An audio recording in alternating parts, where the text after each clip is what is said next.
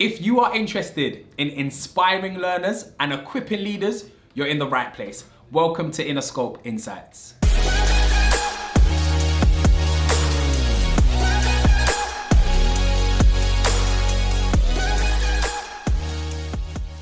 So very recently, I had the absolute honor of working with a group of senior leaders from a variety of primary schools, and we were doing some group reflection as leaders, and there was an interesting question that I asked that garnered a very interesting response, and it was simply this: what tendency in your leadership is showing up and having a negative impact on your leadership effectively?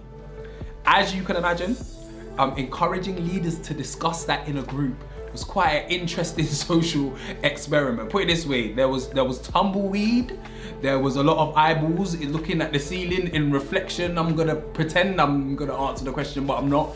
There was a lot of that. And to add to it, I went 3, 2, 1, discuss amongst your tables. There was more tumbleweed. And it was just interesting actually how there was a reluctance to openly discuss that question, and it doesn't take much imagination to appreciate why. See, what I find interesting is this, and in fact what I shared was this. Imagine you was to sign up for a team, you was to get a new job, and the leader of that team said to you, just so you know, I never self-reflect, I never think about what my growth areas are, there's no need for that, I've got it all sorted. Would you still stay in that role? You probably won't. But then another thing that I invited them to consider is, I told them I can appreciate that it's quite an awkward question to answer, but when was the last time you thought about that question? And then quite equally, they were honest enough to say, actually, I don't think I have. So then what I had to share with them is that essentially, although you would never say to someone who joined your team, I never self-reflect, I never think about my growth areas, I shared, well, functionally, that's exactly what you are saying. You're just saying it without saying it. And essentially this role of self-reflection is so significant. We know this, but sometimes it's the doing part that's a bit of a challenge. And let me unpack why.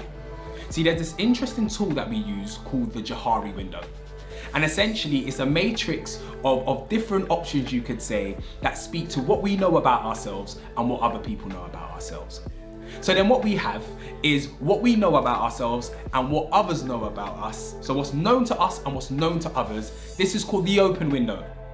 But then there's a window that says what's not known to us and what isn't known to others. So what's not known to us and what is known to others is called the blind window. Then there's what's not known to anyone, and that's called the unknown window. And then there is what is known to us but not known by others, and we call that the hidden window. See, this whole theme around growth areas, blind spots, those things that we do when we're not being intentional about what we do, that operates in the blind window. It operates in the unknown window.